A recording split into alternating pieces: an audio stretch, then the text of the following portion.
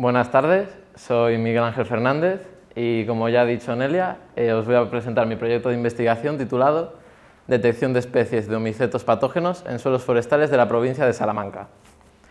Para empezar, yo creo que nadie sabe lo que es un homiceto, así que lo podríamos definir como un pseudohongo. ¿Esto qué quiere decir? Que no es un hongo real.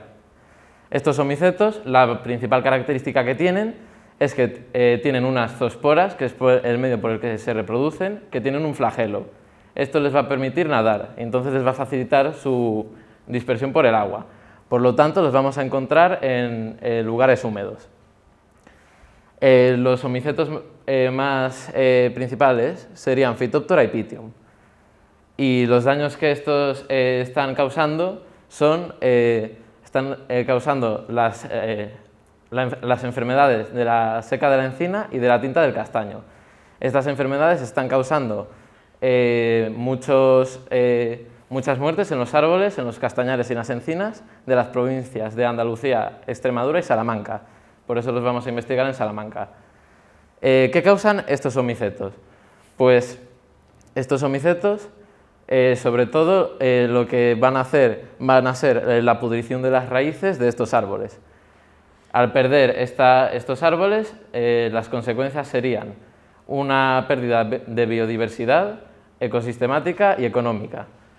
De biodiversidad y ecosistemática porque perdemos fauna y vegetación, y económica porque estos árboles producen castañas, bellotas, y eso va a repercutir a las empresas que las utilizan, sobre todo también en la madera que se sacan de estos árboles. Como ya os he comentado antes, los homicetos principales son Phytophthora y Pythium. El síntoma principal de Phytophthora es la pudrición de las raíces y el de Pythium es la ingerminación de la semilla. En la primera figura tenemos el aspecto de Phytophthora en placa, que tendría un aspecto amarillento con estructura coraloide, y allí tenemos el de Pythium. Luego os he puesto dos figuras de la identificación morfológica, que es al microscopio. La primera es la de Phytophthora y después la de Pythium. La principal diferencia que podemos observar es que los esporangios de Phytophthora son más ovalados y los de Pythium son más circulares. Los objetivos que tiene este proyecto será utilizar la técnica de baiting, que os la voy a explicar posteriormente, para intentar capturar esos homicetos, principalmente a Phytophthora. La segunda es observar estos homicetos con técnicas de microscopía, y la tercera, utilizar técnicas moleculares para identificar a nivel de especie nuestros aislados. Primero os voy a decir de dónde hemos sacado las muestras de suelo que vamos a analizar. Estas vendrían de Salamanca y vendrían de estas parcelas: Valdeosa, el Cubo de Don Sancho, La Alamedilla y Linares de Riofrío. Primero utilizamos la técnica de baiting. Los baiting es una técnica que se hace para atraer y capturar estos homicetos, porque como tienen las zoosporas que pueden nadar por el agua, entonces va a ser muy útil para ellos. Consiste en un recipiente, poner una capa fina del suelo que queremos analizar, la recubrimos de agua destilada y sobre ella pondremos el cebo, el material vegetal, para que esas zoosporas lleguen. Nuestro material vegetal utilizamos hojas de quercus, de rhododendron y pétalos de rosa. También hicimos un control negativo, que es el que tenéis a la derecha, que es con agua normal, para ver si las hojas ya estaban contaminadas de serie. Y la tercera imagen sería una foto al microscopio de una de las hojas con el micelio ya al haber sido infectado. Estos hicimos alrededor de unos 24 baitings y los estuvimos siguiendo diariamente para ver si encontrábamos alguna muestra de infección. ¿Qué son esas muestras de infección? Pues la principal observación que podemos ver para saber si están contagiados serían unas manchas negras en las hojas, como podemos ver en las imágenes. Nosotros, al ver estas manchas, lo que hicimos fue sacarlas de los baitings, de las hojas que tenían las manchas, y las llevamos a una campana de laboratorio, y con un bisturí esterilizado con calor recortamos los trozos de hoja que tuvieran las manchas, y esos los aislaríamos en un medio de cultivo, que es el medio de cultivo V8. Este medio de cultivo está compuesto de un zumo de 8 vegetales, de carbonato cálcico, de agua destilada, de agar y de antibióticos. Los antibióticos serían para intentar evitar contaminantes como bacterias o otros patógenos. Nosotros las manchas que aislamos las pusimos en este medio de cultivo y esperamos a que crecieran. Una vez crecidas, cogimos un trozo de micelio de la periferia y lo volvimos a plantar en otra muestra, en otro medio de cultivo, para que creciera más limpio. Primero utilizamos la identificación morfológica. Estuvimos mirando los medios de cultivo y ninguno se parecía al aspecto de Phytophthora en placa. Entonces pasamos al microscopio. En el microscopio, en la figura A, tenemos cómo sería Phytophthora al microscopio y en la figura B sería uno de nuestros aislados. Como podéis apreciar, hay unas pequeñas diferencias, sobre todo en las hifas, que son un poco más gordas en las de Phytophthora, por lo que no sabíamos muy bien si era Phytophthora o no. Así que para poder verificarlo tuvimos que pasar a las técnicas moleculares. Lo primero que hicimos fue una PCR, que es la reacción en cadena de la polimerasa. La polimerasa es una enzima que se dedica a copiar hebras de ADN.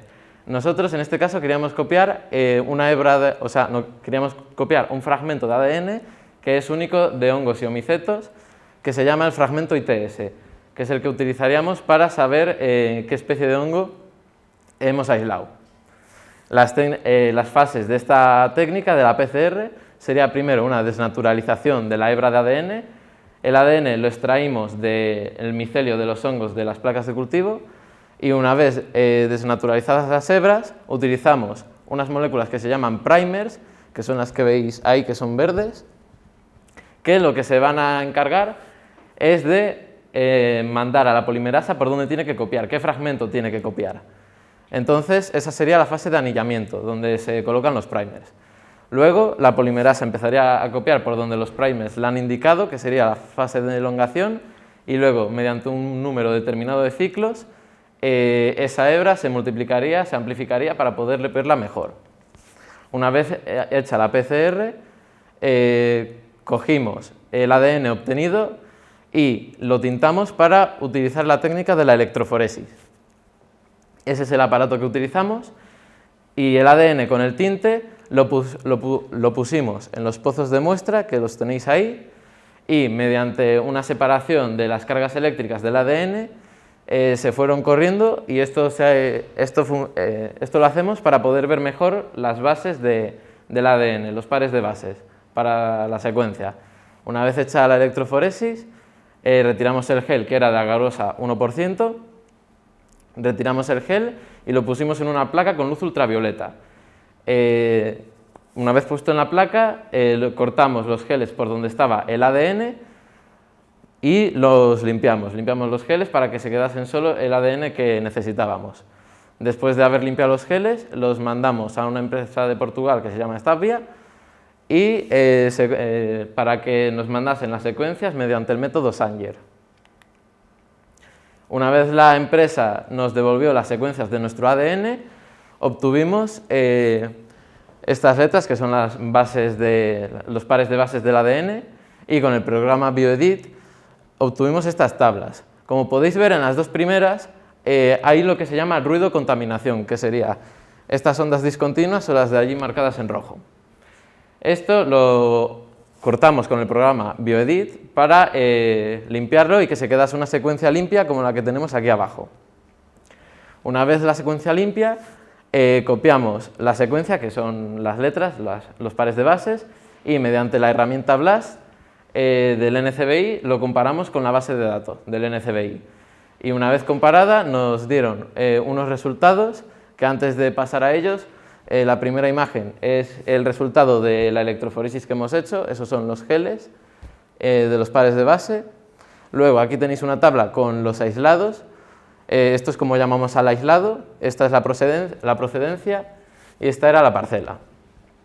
Bueno, una vez comparados los datos con el NCBI, obtuvimos la tabla que tenéis a la derecha, que nos compara nuestras secuencias con las de la base de datos y nos da un porcentaje de similitud. Y obtuvimos que muchas de nuestros aislados eran Pythium, Globosporangium y Trichoderma.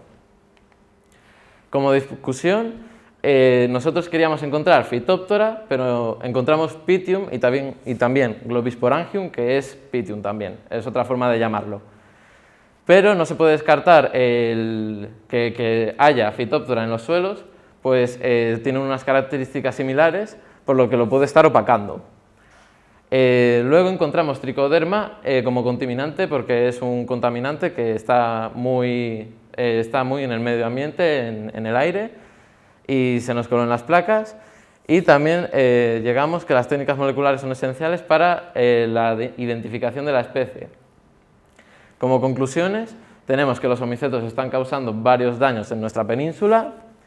Los métodos moleculares son más eficaces que los morfológicos, pero no nos podemos olvidar de estos últimos, pues nos pueden decir si estamos acercándonos a lo que queremos encontrar. Y podemos confirmar la presencia de omicetos en los suelos de la provincia de Salamanca por encontrar Pythium. Por último, agradecer al Departamento de Producción Vegetal y Recursos Forestales de la Universidad de Valladolid y a la propia universidad por darme esta oportunidad de trabajar en el laboratorio, a Lies Trinidad Arroyo por informarme sobre este bachillerato y este proyecto, a mis compañeras de laboratorio Irene Teresa y Tamara por estar ayudándome y guiándome durante la realización del trabajo, y al investigador principal Julio Javier por abrirme las puertas de su laboratorio y acogerme todo este tiempo.